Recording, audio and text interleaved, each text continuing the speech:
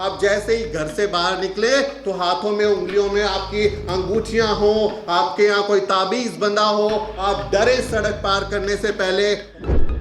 आप देवी देवताओं के लिए चढ़ावा चढ़ाएं, मन्नतें मांगे, उन ब्राह्मणों के पास जाएं जिनके पास पाखंड की पोथियां हैं। आप जो पैसा उनको देंगे, आप जो चढ़ावा उनको देंगे, आप जो दान दक्षिणा उनको देंगे, मंदिरों में जाएंगे, जागरण करवाएंगे, उनके प्रपंच में पड़े रहेंगे, उसी पैसे से वो इतना बड़ा कार्यक्रम करेंगे, उसमें बड़े बड़े वक्ता बुलाएंगे, गेस्ट बुलाएंगे आपके दिए हुए पैसे से, और उसमें बोलेंगे आरक्षण को खत्म कर देना चाहिए। फिर कोई जंतर मंतर पर उसी पैसे से, आपके दिए हुए पैसे से बड़ा कार्यक्रम करेगा और वहां संविधान की प्रतियां जलाएगा और कहेगा भारत का संविधान खत्म होना चाहिए, ये देश अब हिंदू राष्ट्र बनना चाहिए, ये देश मनुस्मृति के तरीके से चलना चाहिए। आप अपनी जेब का पैसा उन लोगों को दे रहे हैं जो आपके बच्चों का भविष्य खराब करने की बात करते हैं, जो आपके दिमाग में दिन रात हिंदू मुस्लिम नफरत, ये जो जहर है पाखंड का, वो भरने का काम कर रहे हैं। बच्चे जो है उनको सिखाना बहुत आसान होता है क्योंकि कोरे कागज की तरह होते हैं।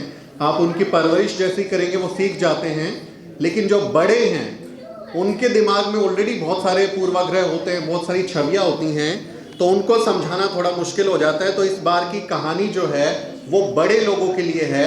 जो आप बड़े बैठे हुए हैं, छोटी सी कहानी सुना रहा हूं, ध्यान दीजिएगा, कुछ समझ पाएंगे उससे।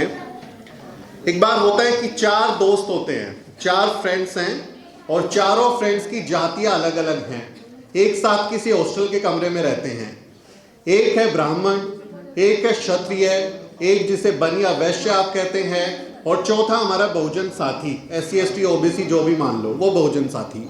चारों लोग रह रहे हैं। मन किया कि कुछ खाना खाएंगे, कुछ बढ़िया सा पकवान आज खाएंगे, तो तय हुआ कि खीर बनाएंगे मिलके। तो खीर बनाने के लिए बहुत सारी चीजें चाहिए, तो कोई जो है आग जलाने लगा, कोई चावल लेके आ गया, किसी ने चीनी ले आया, कोई तमाम अपने इंतजाम किए और मिलके सब लोगों ने खीर बनाई। सब ने बहुत मेहनत की, बहुत अच्छे से खीर बनाई। अब खीर बन गई तो सबको मिलनी चाहिए, सब लोग खाएं उस खीर को। तो जो हमारे ब्राह्मण भाई थे वहां पर, वो कहते कि अभी इस खीर को खाइएगा मत, अभी खाना नहीं है, रात में बनिए, इसको रख दो, सुबह उठ के इसमें से जो व्यक्ति को सबसे अच्छा सपना आया होगा, हम सब लोग अपना अपना सपना आपको बताएंगे कि किसको कौन सा सपना आया है, और फिर हम तय करेंगे कि सबसे अच्छा सपना किसका है। जिसका सबसे बढ़िया होगा उसको हम खीर खिलाएंगे।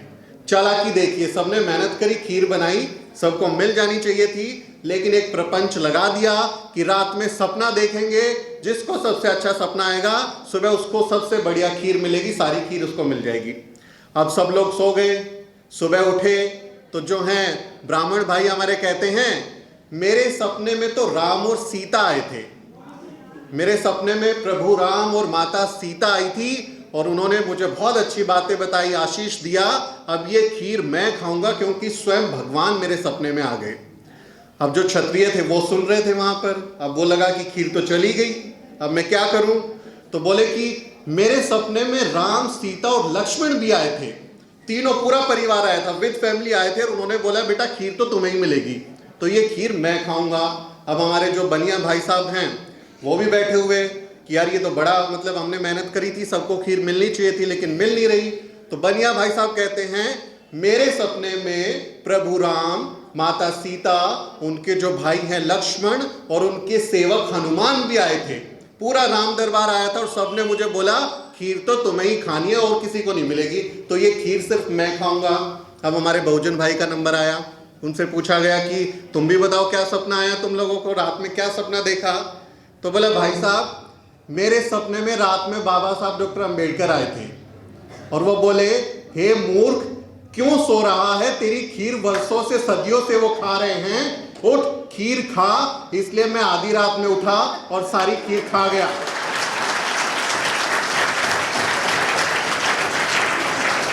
तो हमारे बहुजन साथियों को अपने हिस्से की खीर खानी होगी और ऐसे प्रपंच झूठी कहानियों से बचना होगा जो उनके हिस्से की खीर खाने में अड़ंगा लगाते हैं, झूठ में फंसाते हैं। तो हमें अपने हिस्से की खीर खानी है, स्मार्टली खानी है। तो आपका शायद मूड थोड़ा अच्छा हो गया होगा। तो अब मैं अपने विषय पर लौटता हूँ, 5-7 मिनट बात करूंगा फिर बंद करूंगा। मेरा विषय है बहुजनों को हाशिए पर धकेलने में मीडिया की भूमिका। मैं चूंकि पत्रकारिता में हूं और द न्यूज़ वीक और द शूद्रा नाम से हम अपना अम्बेडकरवादी मीडिया एक समूह चलाते हैं, जिसमें कोशिश होती है कि हमारे लोगों की आवाज़ जो वहां पर नहीं बताते हैं उसके बारे में हम अपने लोगों के बीच जाएं, उनसे बात कर पाएं, और वही हमारी जो है कोशिश उस मीडिया के जरिए हो रही है।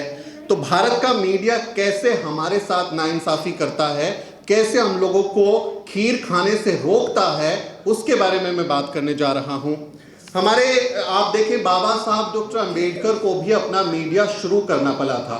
उनको भी आप देखें 31 जनवरी 1920 को मूक नायक नाम का अखबार उन्होंने निकाला, और उस अखबार का विज्ञापन देने के लिए उन्होंने जो उस समय तिलक थे, बाल गंगाधर तिलक, उनका केसरी नाम की एक पत्रिका चलती थी। बाबा साहब डॉक्टर अंबेडकर ने पैसा भेजा और अपना विज्ञापन भेजा, एक चिट्ठी लिखी और तिलक को कहा कि हमारी ये मूक नायक जो अखबार है ये शुरू हो रहा है, इसके बारे में आप बस ऐड छाप दीजिए, विज्ञापन छाप दीजिए, ताकि लोगों को पता चल सके। और वो पैसा देने के बावजूद बाबा साहब ने भेजा भी, उसके बाद भी बाल गंगाधर तिलक ने हमारे बाबा साहब के मूक नायक का विज्ञापन नहीं छापा और उसको छापने से मना कर दिया। तो वो हम जब पैसा देते हैं, जब हम पैसा देके भी अपनी बात बताने की कोशिश करते हैं, तब भी वो नहीं छापते, और बाकी हमारे जो मसले हैं उनसे तो उनको कोई लेना देना ही नहीं है। बाबा साहब पहले ही अपने अखबार में लिखते हैं संपादकीय में कि भारत का मीडिया एक जाति विशेष के हित साधने का काम करता है, और वो कभी कभी बाकी जातियों के खिलाफ काम करता है, उनकी हकमारी का काम करता है, और वंचित समाज का कोई हक सुरक्षित हो सके इसके लिए बात नहीं करता। पहले ही अपने संपादकीय में लिखते हैं, अपनी जिंदगी के बाबा साहब डॉक्टर अंबेडकर 35 साल पत्रकारिता के लिए भी निकालते हैं। एडवोकेट साहब हमारे बीच में बैठे, उन्होंने बताया बाबा साहब का संविधान निर्माता के तौर पे और जो वकालत के तौर पे उनकी अहमियत है। उनके जीवन का एक पहलू ये भी है कि वो 35 साल तक पत्रकारिता करते रहे। अपने आखिरी दिनों में भी प्रबुद्ध भारत नाम का अखबार उन्होंने निकाला, जनता, समता, बहिष्कृत भारत करके 5-5 अखबार उन्होंने निकाले, अपना मीडिया खड़ा किया। क्यों? क्योंकि उस समय का मीडिया हमारी बात नहीं करता था। और आज का मीडिया क्या कर रहा है? वो भी हमको खीर खाने से रोक रहा है, वो भी हमें फालतू की चीजों में फंसा के रखता है। समय हो गया क्या मेरा? अच्छा तो बाबा साहब के, क्योंकि हम संविधान को सेलिब्रेट कर रहे हैं, संविधान दिवस के मौके पर हम ये जश्न मना रहे हैं, तो संविधान में आर्टिकल 51A है जो कहता है कि भारत के हर नागरिक को वैज्ञानिक चेतना को बढ़ावा देना है, यानी अपने अंदर हमें साइंटिफिक टेम्परामेंट लेके आना है। हम सोचे समझें, लॉजिक करें, देखें कि विज्ञान किसी चीज़ को कैसे देखता है। हमारी ड्यूटी है, फंडामेंटल ड्यूटी हमारी एक तरीके से है संविधान में कि हमें ये अपना कर्तव्य निभाना है। अब आप इस आर्टिकल को देखिए जो कहता है कि आपको वैज्ञानिक चेतना पर काम करना है, और फिर आप सुबह सुबह के उनके वो कुंडली वाले प्रोग्राम देखिए। सुबह जैसे ही न्यूज़ चैनल खोलेंगे, टीवी चैनल खोलेंगे, तो क्या आएगा? आज जो है लाल चुनरी ओढ़ लो तो सारे काम हो जाएंगे।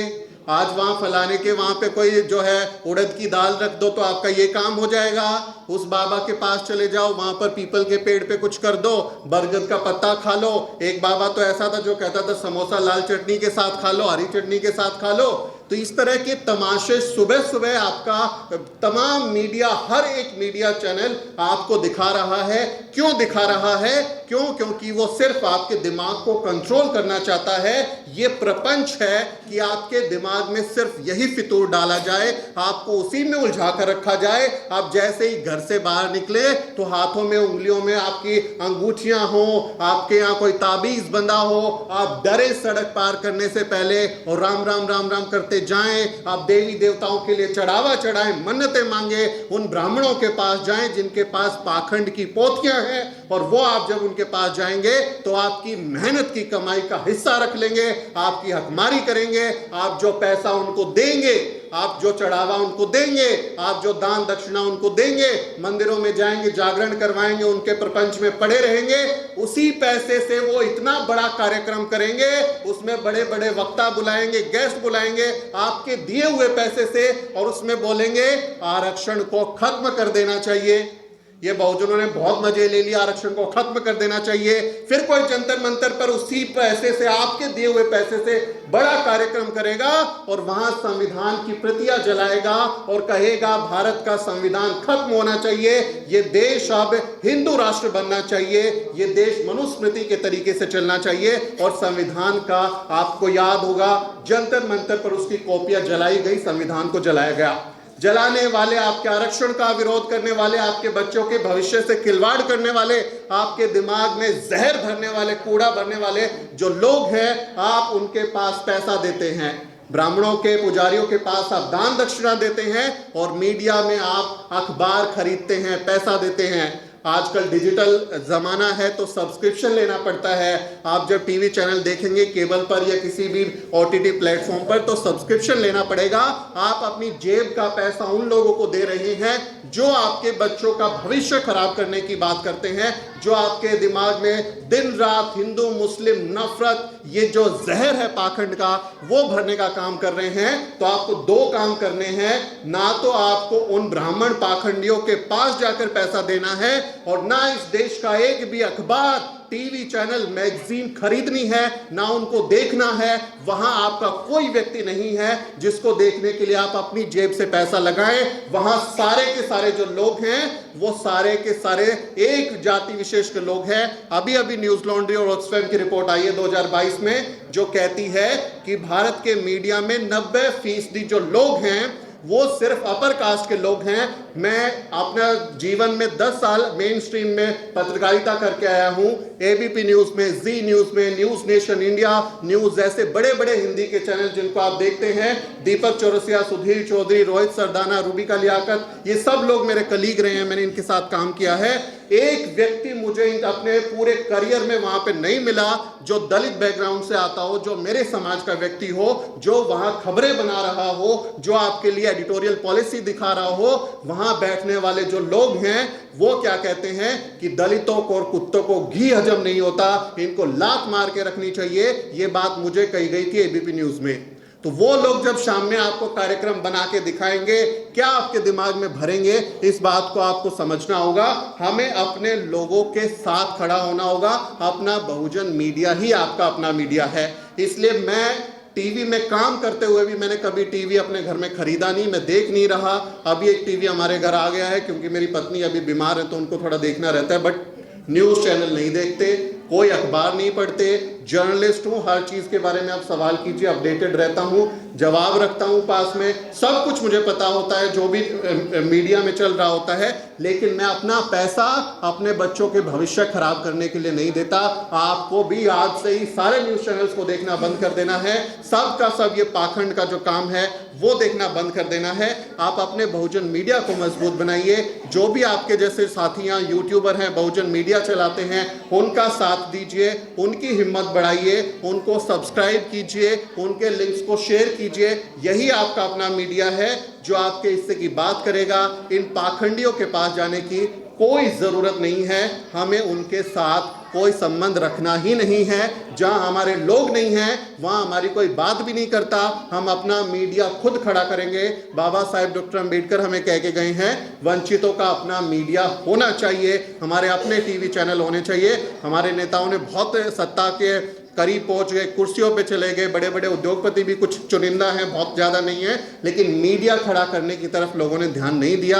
हमारे बाबा साहेब डॉक्टर अंबेडकर अपना मीडिया शुरू करते हैं, हमारे पेरियार साहेब अपना अखबार निकालते हैं, काशीराम साहेब निकालते हैं, हमारे हर जो भी लोग हैं वो मीडिया खड़ा करना चाहते हैं। क्योंकि जब तक मीडिया पे आपका कंट्रोल नहीं होगा, जैसे आप बता रहे थे ना गौतम साहब कि जुडिशरी पे कंट्रोल नहीं होगा तो वहां से आपका हक मारा जाएगा, वैसे ही अगर मीडिया पे आपका कंट्रोल नहीं है तो वहां से भी हकमारी होगी। हमें फिर से पाखंड में फंसा दिया जाएगा, फिर से हमें अपने ही लोगों के खिलाफ खड़ा कर दिया जाएगा। उससे हमें सावधान रहना है। तो मैं चूंकि पहले से इस कार्यक्रम में भागी नहीं था, आज ही मुझे सुबह सूचना मिली तो मैं आया हूं और आपने मुझे बहुत सम्मान दिया, समय दिया, उसके लिए बहुत बहुत शुक्रिया। कभी फिर मुलाकात होगी तो विस्तार से बात करेंगे। जय भीम।